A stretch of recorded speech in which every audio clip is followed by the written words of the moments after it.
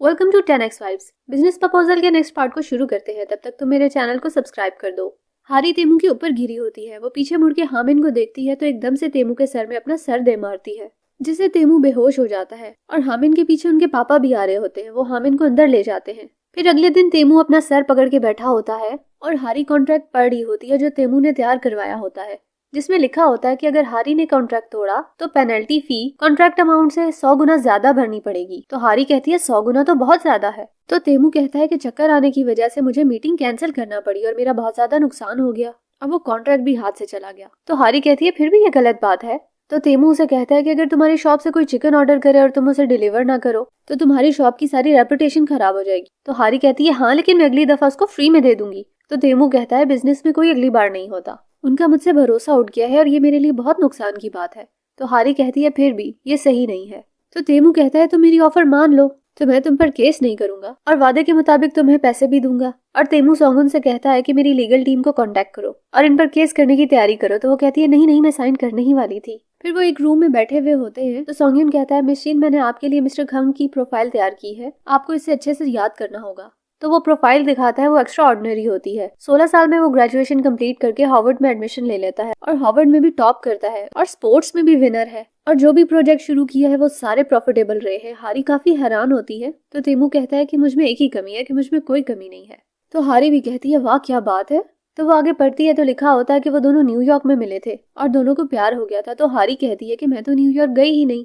तो सोंगयुन कहता है कि मैंने आपके लिए भी एक स्टोरी बनाई है, आप वो भी चेक कर लें। हारी के डैड को उन्होंने वकील और उसकी मॉम को डॉक्टर और हामिन को मेडिकल स्टूडेंट बनाया होता है। तो कहती है ये जरूरी था क्या? तो वो कहता है हाँ, दादाजी को यकीन दिलाने के लिए जरूरी है। फिर तेमू कहता है कि अगले संडे तुम्हें दादाजी से मिलवाना है, उससे पहले ये सब कुछ अच्छे से याद कर लेना। तो वो कहती है ठीक है। इसके बाद हारी उसकी तैयारी शुरू कर देती है और हर जगह उसको रटने लग जाती है। हारी और योंगजो एक रेस्टोरेंट में बैठे होते हैं। वहाँ टीवी पर वही ड्रामा लगा होता है जिसमें एक बंदा घूमी को बुलाता है।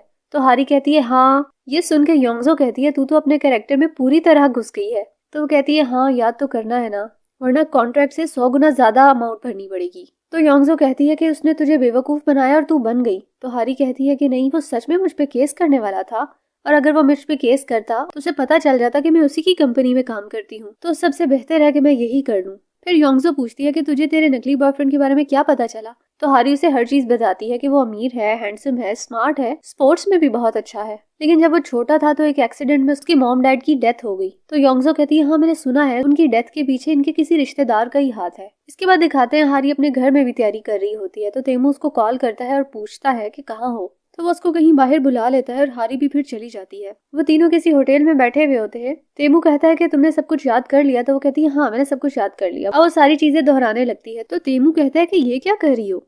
तो वो कहती है कि मुझे लगा तुम्हारे दादाजी को मनाना आसान नहीं होगा, इसीलिए मैंने सब कुछ याद कर लिया है। तो तेमू कहता है वो तुमसे ये सब कुछ नहीं सुनने वाले। तो वो कहती है मुझसे कोई भी क्वेश्चन पूछ लो, मैं तुम्हें जवाब दूंगी। तो वो कहता है कि अगर दादाजी तुम्हें 2 हफ्ते बाद सैटरडे को मिलने के लिए बुलाएं तो क्या कहोगी? तो वो कहती है अगर प्यार से बुलाएंगे तो मैं जरूर चली जाऊंगी। तो तेमू कहता है गलत, बिल्कुल गलत जवाब। उस दिन हमारी फर्स्ट एनिवर्सरी है और उस दिन कपल साथ में टाइम स्पेंड करते हैं। तो वो कहती है कि तुमने ट्रिकी क्वेश्चन पूछा था, इसीलिए मैं कंफ्यूज हो गई। तो वो कहता है इसीलिए तोते की तरह रटने से कुछ भी फायदा नहीं होगा। तो वो कहती है अच्छा तुम बताओ, जिस दिन हम दोनों मिले थे मैंने क्या पहना था? तो वो कहता है कि जो हुआ ही नहीं उसे कैसे याद करूं। तो वो कहती है गलत, बिल्कुल गलत जवाब, तुम भूल कैसे सकते हो? तो वो फिर से सारे सीन को इमेजिन करने लगती है कि न्यूयॉर्क में उस दिन बारिश हो रही थी, एक बंदा वायलिन बजा रहा था, तभी तेमू उसको पैसे देकर आता है और जब वापस आ रहा होता है तो हारी और वो दोनों एक दूसरे से टकरा जाते हैं और एक दूसरे को पसंद करने लगते हैं। तो तेमू कहता है मुझे पहली नजर वाले प्यार पे कोई यकीन नहीं और मुझे बारिश बिल्कुल पसंद नहीं है, ये स्टोरी चेंज करनी होगी। इसके बाद वो दोनों हारी को छोड़ने के लिए घर जाते हैं। तो हारी कहती है नहीं, इसकी जरूरत नहीं है। तो तेमू कहता है कि रात बहुत हो गई है और सोंगयुन भी कहता है इस वक्त अकेले जाना आपका ठीक नहीं है। तो उनको थैंक यू कहती है। फिर कार में हारी को नींद आने लगती है और वो गिरने लगती है। तो तेमू अपने हाथ से उसको पकड़ लेता है और जब देखता है कि ये जागने लगी है तो एकदम से उसे दूसरी तरफ धक्का दे देता है और उसका सर शीशे में जाके लगता है और उसका मेकअप भी विंडो पे लग जाता है और वो जाग जाती है। तो पूछती है क्या हम पहुंच गए? तो सोंगयुन कहता है नहीं, बस पहुंचने ही वाले हैं। इसके बाद वो पहुंच जाते हैं। तो हारी कहती है ठीक है, हम वीकेंड पे मिलेंगे। फिर जब वो चली जाती है तो सोंगयुन कहता है मिस चिन तो बहुत स्वीट और सिंपल लगती हैं। तो तेमू कहता है तुम्हें अजीब और इमोशनल लोग स्वीट लगते हैं। तेमू विंडो मिरर पे हारी की मेकअप वाली शक्ल देखता है तो स्माइल कर रहा होता है। सोंगयुन उसे पूछता है कि तुम क्यों स्माइल कर रहे हो? तो वो अपनी स्माइल रोकर एकदम से कहता है नहीं, मैं तो नहीं स्माइल कर रहा, लेकिन वो फिर से स्माइल करने लग जाता है। फिर नेक्स्ट मॉर्निंग योंगजो को दिखाते हैं जो अपने डैड के साथ ब्रेकफास्ट कर रही होती है। तो डैड कहते हैं कि तुम्हें अगले हफ्ते एक डेट पर जाना है। तो वो कहती है कि डैड आपको पता नहीं है कि मैं डेट्स पर क्या करती हूँ। तो वो कहते हैं हाँ पता है। तो योंगजो कहती है फिर भी आप मुझे एक और डेट पे भेजना चाहते हैं। तो वो कहते हैं कि इस दफा तुम्हें कोरिया से बाहर भेज रहा हूँ। तो कहती है कोरिया में तो मैं बदनाम थी ही, अब आपने मुझे पूरी दुनिया में बदनाम करना है क्या। तो उसके डैड कहते हैं तुम सब कुछ अपनी मर्जी से नहीं कर सकती, तुम मेरी बेटी हो, इस कंपनी की कुछ जिम्मेदारियां हैं तुम पे। तो वो कहती है कि मैं भी आप लोगों की तरह अरेंज मैरिज करूं और फिर सारी जिंदगी लड़ती रहूं। मैंने आपसे कहा है कि मैं अरेंज मैरिज नहीं करूंगी। तो उसके डैड कहते हैं अगर तुमने अपनी मर्जी करनी है तो तुम्हें ये घर छोड़ना होगा। तो कहती है ठीक है। फिर वो अपना सामान पैक करके घर से जा रही होती है। तो उसके डैड उसे बुलाते हैं और कहते हैं कि ये क्रेडिट कार्ड भी मुझे वापस दे दो, अगर तुम्हें इंडिपेंडेंट बनना है तो पूरी तरह बनो। तो वो कार्ड वगैरह देके वहां से चली जाती है।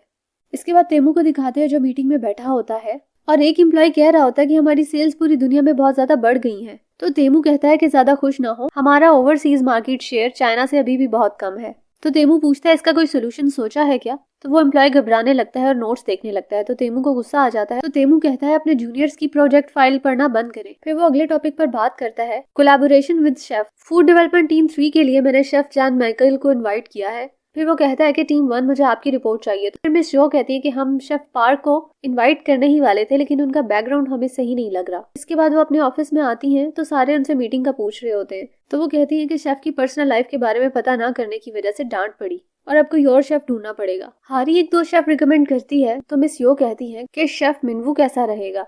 तो हारी कहती है वो बेस्ट रहेगा। तो मिस्टर घे कहते हैं कि वो लड़कियों के मामले में कुछ ठीक नहीं लगता। तो मिस यो कहती है कि क्यों, तुमने देखा नहीं उसने मिस किम को कैसे रिजेक्ट किया। तो किम भी कहती है हाँ उसने मेरा फायदा ना उठाकर मुझे मना कर दिया, इससे उसके शरीफ होने का सबूत मिलता है, उसको जरूर इनवाइट करना चाहिए। तो मिस यो हारी से कहती हैं क्या तुम कल सुबह तक उसका रिकमेंडेशन तैयार कर सकती हो। तो वो कहती है हाँ बिल्कुल कर दूंगी और बहुत खुश भी हो रही होती है। इसके बाद दादाजी को दिखाते हैं जो टीवी देख रहे होते हैं। तभी वहाँ पर तेमू भी आ जाता है और ड्रामे में बिल्कुल वैसा ही सीन होता है जैसे उसकी और हारी के साथ हुआ था। ये देखकर तेमू कहता है कि ये कैसा बकवास शो है, एक किससे कोई प्यार में थोड़ी ना पड़ जाता है, ऐसे फजूल सीरियल्स मत देखा करें। तो दादाजी कहते हैं नहीं ये बहुत अच्छा शो है। इसके बाद हारी को दिखाते हैं जो योंगजो के साथ मीनू के रेस्टोरेंट आई होती है और उसकी डिशेस की पिक्चर्स ले रही होती है और योंगजो सारी डिशेस एक एक करके खा रही होती है। तो मिनवू कहता है कि धीरे धीरे खाओ, बहुत भूख लगी है क्या।